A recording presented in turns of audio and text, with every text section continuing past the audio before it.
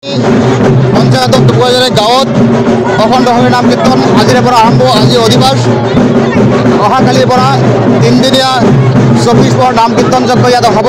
গতিকে আজি মংগলগড় স্থাপন হ'ব, আজি হ'ব শোভাযাত্ৰা, আজিৰ পৰা আৰম্ভ। গতিকে ৰাইজে ৰাজ্যৰ মংগলাৰ্থে, জগতৰ মংগলাৰ্থে আজি শোভাযাত্ৰা। গতিকে প্ৰত্যেক বছৰ হয় আজি আৰম্ভণি। আজি শোভাযাত্ৰা অৰ্থাৎ মংগলগড় ৰাতিপুৱাৰ পৰা বৃহস্পতিবাৰ, শুক্ৰবাৰ, শনিবাৰ তিনিদিনীয়া অখণ্ডভাৱে নাম কীৰ্তন ইয়াত হ'ব। আৰু দেওবাৰ দিনা মহাপ্ৰসাদ অৰ্থাৎ মহোৎসৱ হ'ব। হাজাৰ হাজাৰ ভক্তমান ৰাইজে আহি পেলাই ইয়াত প্ৰসাদ গ্ৰহণ কৰিব। গতিকে এই তিনিদিনীয়া কাৰ্যসূচী তিনিদিনীয়া হৰিনাম অখণ্ড নাম কীৰ্তনত যাতে ৰাইজে আহি পেলাই আনন্দলৈ হৰিনামত বদলীয়া হয় আৰু যাতে অনুষ্ঠানটো খুব সুন্দৰভাৱে পৰিচালিত হয়। ৰাইজৰ সহায় সহযোগিতা আমি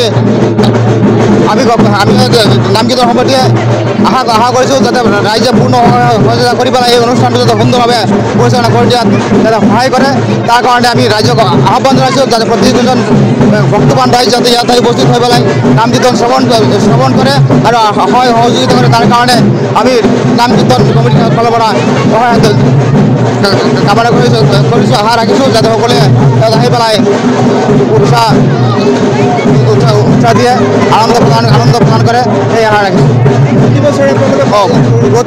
প্ৰতি বছৰে হয় 24 প্ৰহৰ হয়। এইবাৰো 24 প্ৰহৰ নাম কীৰ্তন আজি অধিবাস, অহাকালিৰ পৰা আৰম্ভ 24 প্ৰহৰ তিনিদিনীয়া। গতিকে অহা বছৰো হ'ব যদি ঈশ্বৰে ৰাইজক ভালে ৰাখে আৰু ঈশ্বৰে ভালে ৰাখে, সেই আশাৰে ৰাইজে প্ৰতি বছৰে নাম কীৰ্তন যজ্ঞ এইটো বিজানী পঞ্চায়তত পালন কৰে। ইয়াত প্ৰায় প্ৰতিদিন 8-10 হাজাৰ মানুহৰ সমাগম হয়। তিনিদিনত প্ৰায় 40-50 হাজাৰ মানুহ ইয়াত অহা যোৱা থাকে। কি বিচাৰে আপোনালোকে?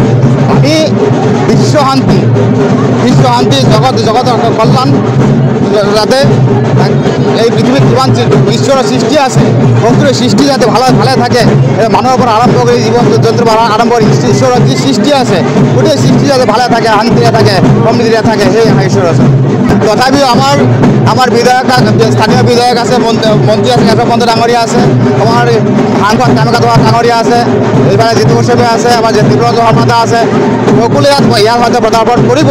আমি আশা ৰাখিছোঁ ভক্তবান হিচাপে, কোনো নেতা হিচাপে নহয়, এই ঈশ্বৰৰ ওচৰত সকলো ভক্ত, ইয়াত কোনো নেতা নহয়, নেতা আমাৰহে, ঈশ্বৰৰ ওচৰত কোনো নেতা হয়, আমাৰ ঈশ্বৰৰ ওচৰত সকলোৱে শৰণাপন্ন, ঈশ্বৰৰ ভক্ত সকলোৱে, কিন্তু আমাৰ কাৰণেহে নেতা।